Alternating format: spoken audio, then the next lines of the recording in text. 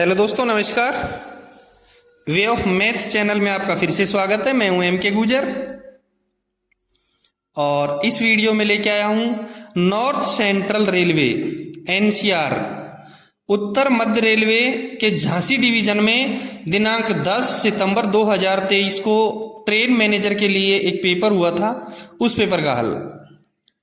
North central railway के Jhansi division का paper है जो 10 सितंबर 2023 को हुआ है। उस पेपर का हल इस वीडियो में लेके आया हूं। इस पेपर में कुल 110 क्वेश्चन है और 100 क्वेश्चन करना अनिवार्य है। आपके प्रथम 100 क्वेश्चन ही जांचे जाएंगे। ठीक है, देखते हैं झांसी डिवीजन के ट्रेन मैनेजर के पेपर का पहला क्वेश्चन। स्क्रीन पर देखें। संचालन समय सारणी सीओएम एवं खाली जगह के संयुक्त हस्ताक्षर से जारी किया जाता है। संचालन समय सारणी वर्किंग टाइम टेबल WTT, यानी क्वेश्चन यह है कि WTT किस किसके संयुक्त हस्ताक्षर से जारी किया जाता है। ए में दे रखा है CFTM, जिसका फुल फॉर्म होता है चीफ फ्रेट ट्रांसपोर्टेशन मैनेजर, मुख्य माल भाड़ा परिवहन प्रबंधक। बी में CPTM दे रखा है चीफ पैसेंजर ट्रांसपोर्टेशन मैनेजर। सी में दे रखा है CSO चीफ सेफ्टी ऑफिसर और डी में दे रखा है CRS commissioner of railway safety. कई बार फुल फॉर्म भी पूछ लिए जाते हैं, इसलिए मैंने आपको फुल फॉर्म बता दिया। अब मैं आपको बता देता हूं कि संचालन समय सारणी जो होती है, वर्किंग टाइम टेबल होता है, वो दो व्यक्तियों के संयुक्त हस्ताक्षर से जारी किया जाता है। एक क्वेश्चन में दे रखा है PCOM और दूसरा होता है CPTM। सीओम को PCOM हो गया आजकल। पहले COM था चीफ ऑपरेशन मैनेजर, आजकल हो गया प्रिंसिपल चीफ ऑपरेशन मैनेजर। तो WTT प्रिंसिपल चीफ ऑपरेशन और चीफ पैसेंजर ट्रांसपोर्टेशन मैनेजर, इनके द्वारा बनाया जाता है। CPTM और PCOM के द्वारा WTT जारी किया जाता है। क्वेश्चन नंबर 2 देखेंगे। रेल संरक्षा आयुक्त CRS commissioner of railway safety द्वारा इनमें से कौन सा संदेश जारी किया जाता है, यानी CRS द्वारा कौन सा संदेश जारी किया जाता है। ए में दे रखा है सामान्य नियम जनरल रूल्स। बी में दे रखा है अनुमोदित विशेष अनुदेश। सी में दे रखा है कार्य संचालन समय सारणी वर्किंग टाइम टेबल और डी में दे रखा है सहायक नियम सब्सिडरी रूल। सामान्य नियम 1.02 के 4 में साफ लिखा है। दोस्तों, मैं जो भी पेपर हल करवाता हूं अधिकतर NWR की किताबों से देख करके हल करवाता हूं। यदि इसमें थोड़ा कुछ मतभेद मिले तो अपने डिवीजन या रेलवे का रूल्स बुक जरूर देख लें आप। सामान्य नियम 1.02 के 4 में साफ लिखा है कि अनुमोदित विशेष अनुदेश का अभिप्राय रेल संरक्षा आयुक्त द्वारा अनुमोदित या निर्धारित विशेष अनुदेश से है। अनुमोदित विशेष अनुदेश का अभिप्राय रेल संरक्षा आयुक्त द्वारा अनुमोदित या निर्धारित विशेष अनुदेश से है। सीधा सा मतलब हो गया कि रेल संरक्षा आयुक्त अनुमोदित विशेष अनुदेश जारी करता है। क्वेश्चन नंबर 2 का करेक्ट आंसर हुआ बी। क्वेश्चन नंबर 3 देखेंगे। सहायक नियम किसके द्वारा बनाए जाते हैं, सब्सिडरी रूल किसके द्वारा बनाए जाते हैं। ए में दे रखा है क्षेत्रीय रेल, बी में दे रखा है रेलवे बोर्ड, सी में केंद्र सरकार। ए में जो क्षेत्रीय रेल, इसका मतलब जोनल रेलवे होता है। सामान्य नियम 1.02 के 55 में साफ लिखा है कि सहायक नियम का अभिप्राय उस विशेष अनुदेश से है जो तत्संबंधी साधारण नियम का सहायक है तथा किसी साधारण नियम से विसंवादी नहीं है। और इसी के सहायक नियम 1. लागू होते हैं और सहायक नियमों के नंबरों से पहले सहायक नियम लिखा जाता है और वे केवल क्षेत्रीय रेलवे पर ही लागू होते हैं। सहायक नियम 1.02 के 55 के 2 में साफ लिखा है कि सहायक नियम जारी करने तथा उनमें संशोधन करने का अधिकार महाप्रबंधक को है। मेन मुख्य जो बात है, जो क्वेश्चन है, वो उसका उत्तर आ रहा है सहायक नियम 1.02 के 55 के 2 में साफ लिखा है कि सहायक नियम जारी करने तथा उनमें संशोधन करने का अधिकार महाप्रबंधक को है। सहायक नियम जारी करने का प्राधिकार केवल प्रमुख मुख्य परिचालन प्रबंधक को है। करेक्ट आंसर हो गया क्षेत्रीय रेल। यदि इसमें किसी पदाधिकारी का नाम होता तो पीसीओम उसका आंसर होता। पीसीओम और जीएम दोनों एक साथ नहीं आ सकते हैं। यदि पीसीओम अकेला दे रखा है तो पीसीओम आंसर होगा, पीसीओम नहीं है और जीएम दे रखा है तो जीएम उसका आंसर होगा। क्वेश्चन नंबर 3 का करेक्ट आंसर हुआ ए। क्वेश्चन नंबर 4 देखेंगे, साधारण नियमों में परिवर्तन किसके द्वारा किया जाता है। तीसरे क्वेश्चन में सहायक नियम था जो बनाया किसके द्वारा जाता है, और क्वेश्चन नंबर 4 में साधारण नियमों में परिवर्तन किसके द्वारा किया जाता है। ए में दे रखा है रेलवे बोर्ड, बी में दे रखा है जोनल रेलवे, सी में दे रखा है सीआरएस और डी में दे रखा है आरआरबी। आरआरबी का फुल फॉर्म होता है रेलवे रिक्रूटमेंट बोर्ड। दोस्तों सहायक नियम 1.02 के 55 के 2 में साफ लिखा है कि साधारण नियम जारी करने तथा उसमें संशोधन करने का अधिकार भारत सरकार अथवा रेलवे बोर्ड को है। साधारण नियम जारी करने तथा उनमें संशोधन करने का अधिकार भारत सरकार अर्थात रेलवे बोर्ड को है। तो क्वेश्चन नंबर 4 का करेक्ट आंसर हो गया ए। क्वेश्चन नंबर 5 देखेंगे, ऑटोमेटिक ब्लॉक पद्धति लागू करने की अनुमति कौन देता है। ऑटोमेटिक ब्लॉक पद्धति लागू करने की अनुमति कौन देता है। ए में दे रखा है रेलवे बोर्ड, बी में दे रखा है सीओम, सीओम का फुल फॉर्म होता है चीफ ऑपरेशन मैनेजर, सी में दे रखा है CRS commissioner of railway safety, और डी में दे रखा है डीआरएम डिवीजन रेल मैनेजर। और करेक्ट आंसर होगा इसका ए, ऑटोमेटिक ब्लॉक पद्धति लागू करने की अनुमति रेलवे बोर्ड देता है। 5वें क्वेश्चन का करेक्ट आंसर हुआ ए। क्वेश्चन नंबर 6 देखेंगे, स्थायी गति प्रतिबंध की जानकारी खाली जगह में होती है, यानी कि परमानेंट स्पीड रेस्ट्रिक्शन की जानकारी कहां होती है। स्थायी गति प्रतिबंध की जानकारी किस में होती है। ए में दे रखा है WTT यानी वर्किंग टाइम टेबल, बी में दे रखा है G&SR यानी general and subsidiary rules book, C में दे रखा है BWM ब्लॉक वर्किंग मैनुअल, और डी में दे रखा है एक्सीडेंट मैनुअल। मैं आपको बता दूं कि स्थायी गति प्रतिबंध की जानकारी WTT में होती है वर्किंग टाइम टेबल में। जो परमानेंट स्पीड रेस्ट्रिक्शन होते हैं उनकी जानकारी WTT में होती है वर्किंग टाइम टेबल में, और अस्थायी गति प्रतिबंध होते हैं, अस्थायी गति प्रतिबंध की जानकारी समय समय पर T409 के द्वारा ड्राइवर को दी जाती है। जो टेम्परेरी होते हैं उनकी जो जानकारी होती है वो T409 यानी कॉशन ऑर्डर के द्वारा लोको पायलट को समय समय पर दी जाती रहती है। 6ठे नंबर के क्वेश्चन का करेक्ट आंसर हुआ ए।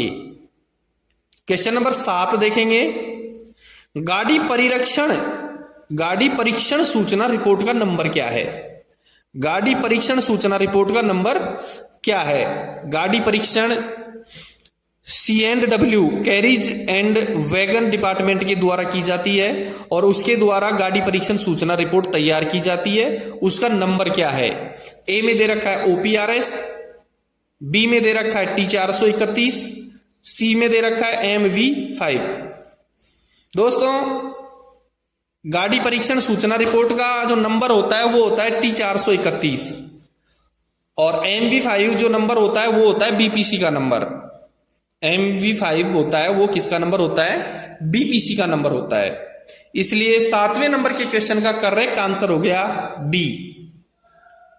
क्वेश्चन नंबर 8 देखेंगे, स्टेशन मास्टर किसके हस्ताक्षर प्राप्त करने के बाद, स्टेशन मास्टर किसके हस्ताक्षर प्राप्त करने के बाद रिले रूम की चाबी सिग्नल एवं दूर संचार विभाग के कर्मचारी को सौंपेंगे। यानी कि station master signal SNT staff को कोई चाबी देगा, रिले रूम की चाबी देगा, उससे पहले हस्ताक्षर लेगा, वो किस रजिस्टर में लेगा। ए में दे रखा है स्टेशन डायरी, बी में दे रखा है ट्रेन सिग्नल रजिस्टर यानी कि TSR, और सी में दे रखा है रिले रूम की रजिस्टर, और डी में दे रखा है मूवमेंट रजिस्टर। और करेक्ट आंसर होगा इसमें रिले रूम से संबंधित सिग्नल से संबंधित है रिले रूम की रजिस्टर। रिले रूम की चाबी देने से पहले रिले रूम की रजिस्टर में हस्ताक्षर लेगा। क्वेश्चन नंबर 8 का करेक्ट आंसर हो गया सी। क्वेश्चन नंबर 9 देखेंगे, ART in railway is, ART का फुल फॉर्म क्या है रेलवे में? ए में दे रखा है एक्चुअल रिलीफ ट्रेन, बी में दे रखा है एक्सीडेंट रिलीफ ट्रेन, सी में दे रखा है area relieving train. Correct answer होगा इसका बी, एआरटी का फुल फॉर्म होगा एक्सीडेंट रिलीफ ट्रेन। सेम इसी तरीके से एक होता है स्पार्ट, एक होता है SPART, self propelled accident relief train. SPART का जो फुल फॉर्म होता है वो होता है self propelled accident relief train. एक होता है एआरएमई, एआरटी स्पार्ट सेम उसी की तरीके से एआरएमई होता है, और एआरएमई का भी फुल फॉर्म पूछ लिया जाता है जिसका फुल फॉर्म होता है accident relief medical equipment, accident relief medical equipment. Question number 9 का करेक्ट आंसर हुआ बी। क्वेश्चन नंबर 10 देखेंगे, बिना गार्ड के मालगाड़ी चलाने के लिए किसके विशिष्ट आदेश प्राप्त किए जाने चाहिए? यदि गाड़ी को बिना मालगाड़ी को बिना गार्ड के चलाना है तो किसके विशिष्ट आदेश प्राप्त किए जाएंगे? ए में दे रखा है सीनियर डीओम या डीओम, बी में दे रखा है सीपीटीएम, सी में दे रखा है सीनियर डीसीएम या डीसीएम, और डी में दे रखा है पीसीओएम। ध्यान रखेंगे कि आपातकालीन के अलावा कोई भी गाड़ी बिना गार्ड के नहीं चलाई जाएगी, और आपातकाल में भी सीनियर डीओम या डीओम के विशेष आदेशों द्वारा बिना गार्ड के गाड़ियों का संचालन किया जा सकता है। तो करेक्ट आंसर हो गया 10वें क्वेश्चन का ए, सीनियर डीओम या डीओम के विशेष आदेशों के द्वारा मालगाड़ी को बिना गार्ड के चलाया जा सकता है। क्वेश्चन नंबर 10 का correct answer A. Question number 11 देखेंगे, जीडब्ल्यूआर इज, जीडब्ल्यूआर क्या है? ए में दे रखा है गेट वर्किंग रूल्स, बी में दे रखा है गेट वर्किंग रजिस्टर, सी में दे रखा है जनरल वर्किंग रूल्स, और करेक्ट आंसर रहेगा इसका ए, गेट वर्किंग रूल। जीडब्ल्यूआर की तरीके से ही एक होता है एसडब्ल्यूआर, और एसडब्ल्यूआर को सब जानते हैं। एसडब्ल्यूआर का फुल फॉर्म होता है स्टेशन वर्किंग रूल, एसडब्ल्यूआर का फुल फॉर्म होता है स्टेशन वर्किंग रूल। एसडब्ल्यूआर का जो वर्णन है वो सामान्य नियम 5.06 में किया गया है। सेम इसी तरीके से एक होता है डब्ल्यूटीटी, जिसका फुल फॉर्म होता है वर्किंग टाइम टेबल, जिसका फुल फॉर्म होता है working time table. Question number 11 का करेक्ट आंसर हुआ ए। दोस्तों, यदि आपने चैनल सब्सक्राइब नहीं किया है तो एक बार चैनल को सब्सक्राइब जरूर कर दें। देखते हैं क्वेश्चन नंबर 12। क्वेश्चन नंबर 12 में लिखा है कि यदि अनुपस्थिति, फिर खाली जगह दे रखा है, दिन या अधिक की अवधि है तो एक नई घोषणा प्राप्त की जाएगी, नया इंश्योरेंस प्राप्त किया जाएगा। ए में दे रखा है 15, बी में दे रखा है 5, सी में दे रखा है 19 और डी में दे रखा है 20। यानी कि स्टेशन पर जो ऑपरेटिंग कर्मचारी होता है उसका 15 दिन या 15 दिन से अधिक अवधि में यदि वो छुट्टी गया है या विदाउट पेमेंट रहा है, किसी भी तरीके से हेडक्वार्टर से बाहर रहा है, तो 15 या 15 से अधिक दिन के बाद आने पर एक नई घोषणा प्राप्त की जाएगी। इसलिए 12वें क्वेश्चन का करेक्ट आंसर हो गया ए। क्वेश्चन नंबर 13 देखेंगे, gradient at station are given in, gradient station पर किस में दिए होते हैं? स्टेशन पर जो ग्रेडियंट दिए होते हैं, ग्रेडियंट का जो पता कहां से चलेगा? ए में दे रखा है एसडब्ल्यूआर, बी में दे रखा है जीडब्ल्यूआर, एसडब्ल्यूआर की full form station working rules और जीडब्ल्यूआर की full form gate working rules, C में दे रखा है जीआरएस यानी general rules and subsidiary rules. Gradient, station के ग्रेडियंट की जो जानकारी होती है वो होती है एसडब्ल्यूआर में, स्टेशन वर्किंग रूल्स में, और जो स्टेशन वर्किंग रूल्स की जानकारी होती है वो होती है सामान्य नियम 5.06 में। 5.06 के अनुसार स्टेशन पर एसडब्ल्यूआर होता है।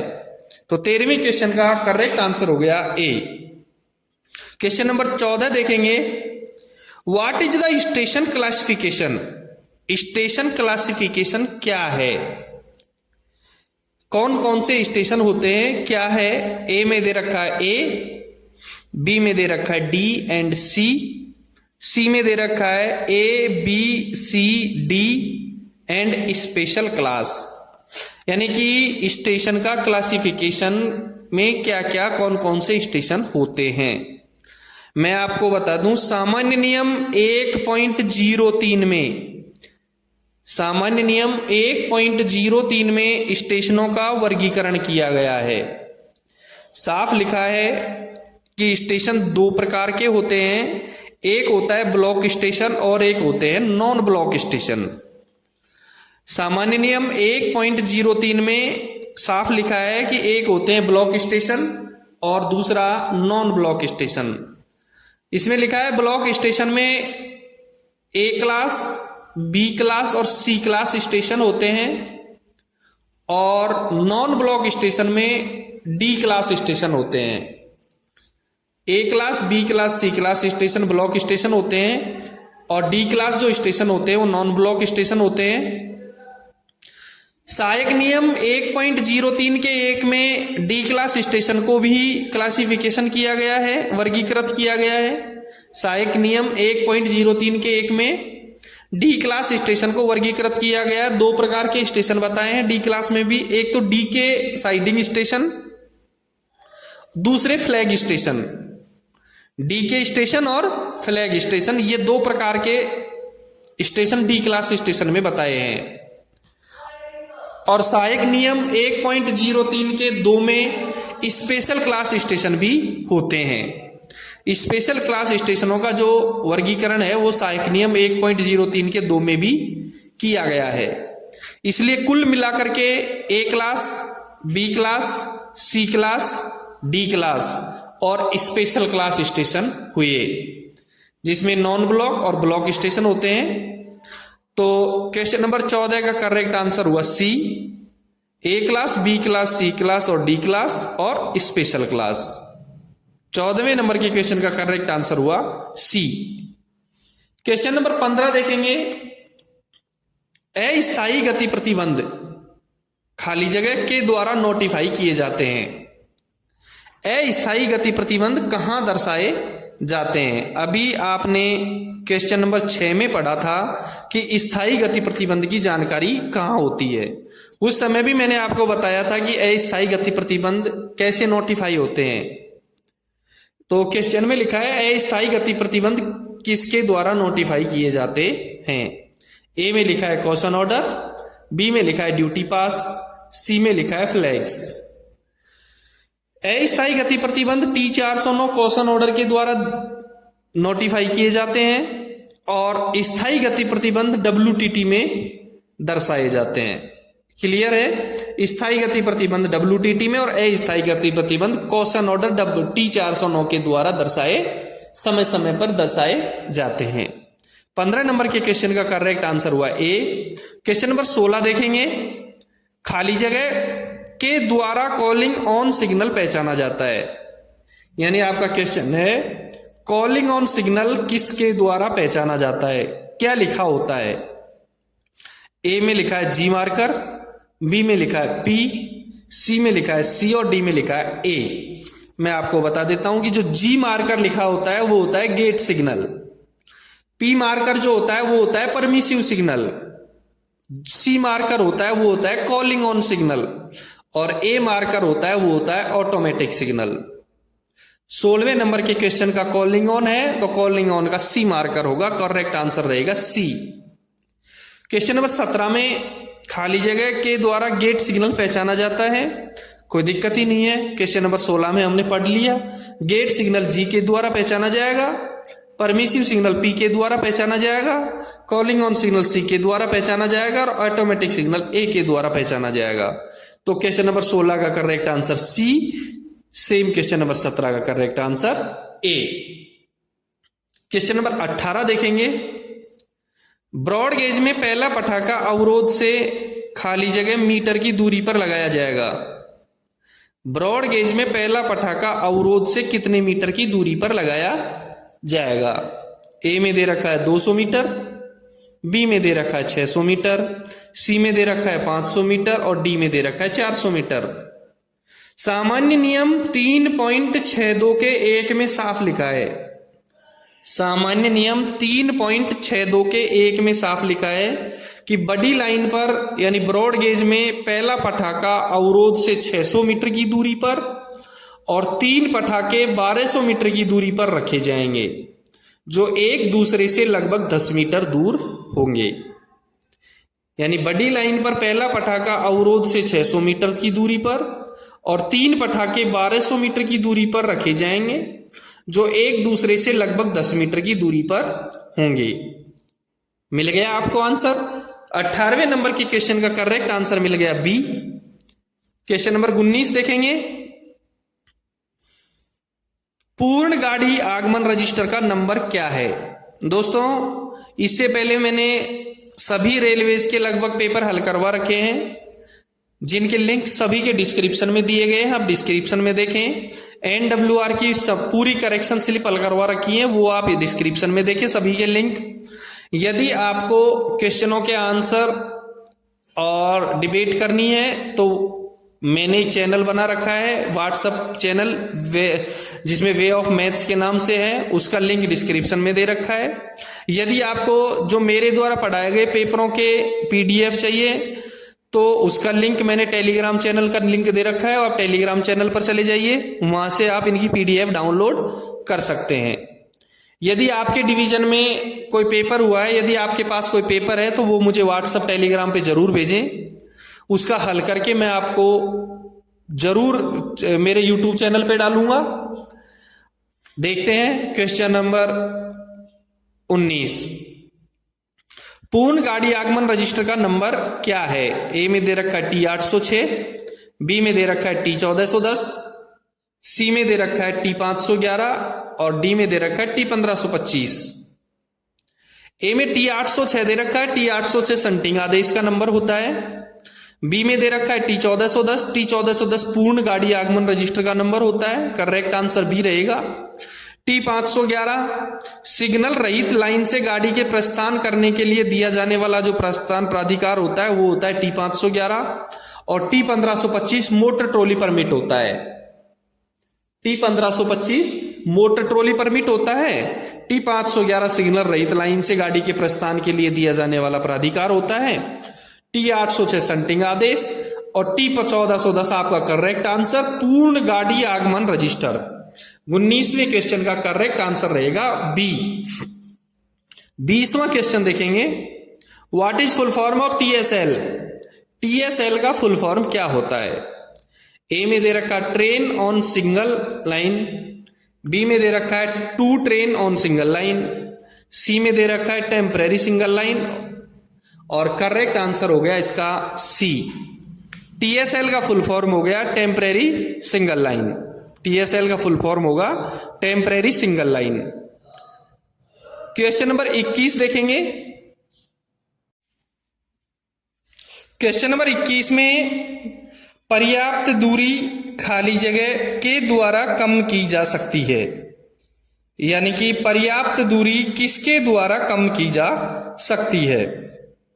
ए में दे रखा है रेलवे बोर्ड, बी में दे रखा है COM चीफ ऑपरेशन मैनेजर, सी में दे रखा है CRS commissioner of railway safety और डी में दे रखा DRM डिवीजन रेल मैनेजर। यानी पर्याप्त दूरी इन चारों में से कौन कम कर सकता है? और करेक्ट आंसर होगा इसका CRS के द्वारा पर्याप्त दूरी कम की जा सकती है। और पर्याप्त दूरी होती क्या है? सुरक्षा की दृष्टि से जो दूरी होती है उसको पर्याप्त दूरी कहा जाता है। ठीक है, 21वें क्वेश्चन का करेक्ट आंसर हो गया सी। क्वेश्चन नंबर 22 देखेंगे। रात के समय यदि हाथ सिग्नल बत्ती में लाल रोशनी उपलब्ध न हो तो खतरा संकेत किस प्रकार दिखाएंगे? ड्यूटी रात की है और जो बत्ती है उसमें लाल रोशनी उपलब्ध नहीं है, लाल बत्ती नहीं जल रही है, तो खतरा संकेत किस प्रकार दिखाएंगे? ए में दे रखा है हरी बत्ती को शरीर के सामने दाएं बाएं जोर जोर से हिलाकर, बी में दे रखा है हरी बत्ती को ऊपर से नीचे तक, सी में दे रखा है सफेद बत्ती को ऊपर से नीचे तक और डी में दे रखा है सफेद बत्ती शरीर के सामने दाएं और बाएं जोर जोर से हिलाकर।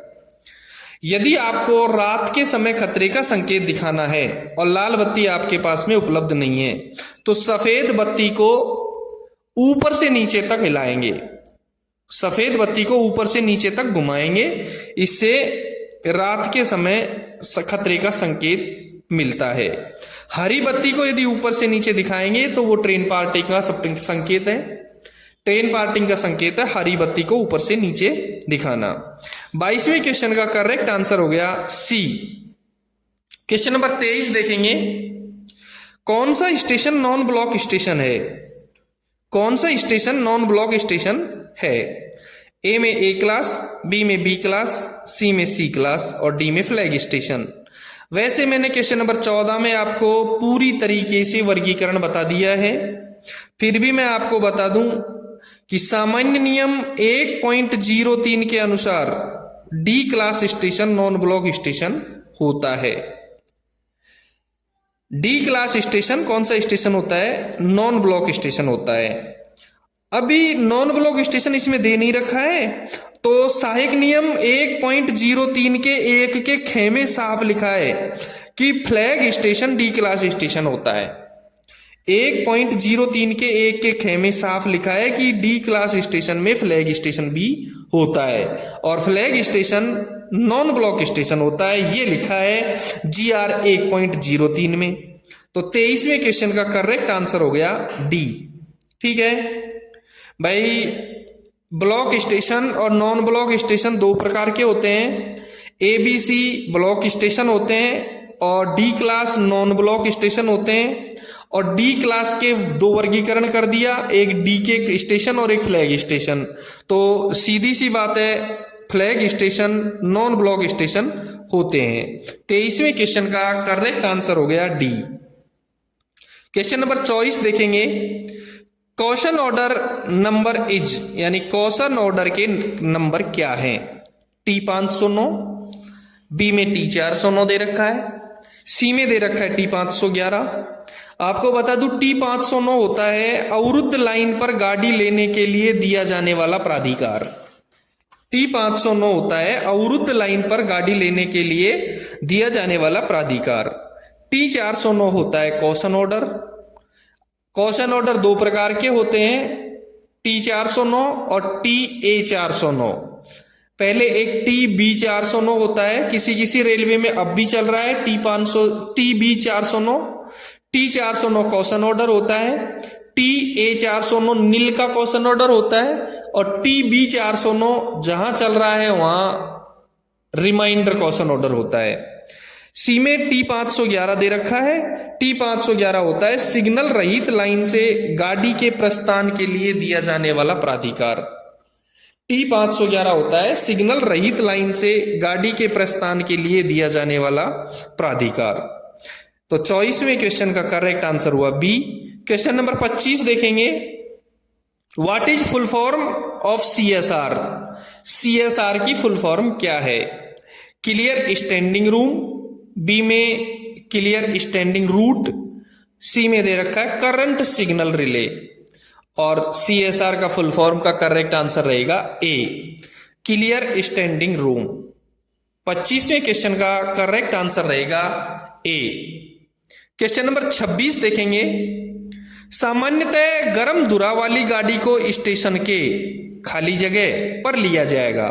यानी कि गरम धुरा वाली गाड़ी है, हॉट एक्सल वाली गाड़ी का यदि हमको पता चल गया तो उसको स्टेशन पर कहां लिया जाएगा? ए में दे रखा है यार्ड, बी में दे रखा है मेन लाइन, सी में दे रखा है लूप लाइन और डी में दे रखा है कॉमन लूप लाइन। सहायक नियम 4.29 का 1 का ग का 1। सहायक नियम 4.29 का 1 का ग का 1 में साफ लिखा है कि जब स्टेशन मास्टर को गाड़ी के गर्म धुरे की सूचना मिले तो वह जहां तक संभव हो गाड़ी को मुख्य लाइन पर लेगा, गाड़ी को मेन लाइन पर लेगा। यदि वह ऐसा करने में असमर्थ है तो गाड़ी को वो लूप लाइन में जिसमें उसे लेना है गाड़ी को लूप लाइन में, जिसमें उसे लेना है, पर लेने से पहले फर्स्ट स्टॉप सिग्नल के बाहर रोक देगा, प्रथम रोक सिग्नल पर रोकेगा, यानी कि होम सिग्नल पर खड़ी कर देगा। गाड़ी जब स्टेशन यार्ड में नियत लाइन पर आकर के रुक जाएगी तो एसएससी कैरिज स्टाफ के द्वारा या लोको पायलट के द्वारा गर्म धुरे की जांच की जाएगी, और यदि वो समर्थ है तो उसको लूप लाइन में लिया जाएगा। बाकी प्रथम हमारा जो आंसर रहेगा वो मेन लाइन रहेगा। 26वें क्वेश्चन का करेक्ट आंसर रहेगा वो रहेगा B, main line. Question number 27 देखेंगे। 27 में है what is full form of OHE। OHE का फुल फॉर्म क्या है?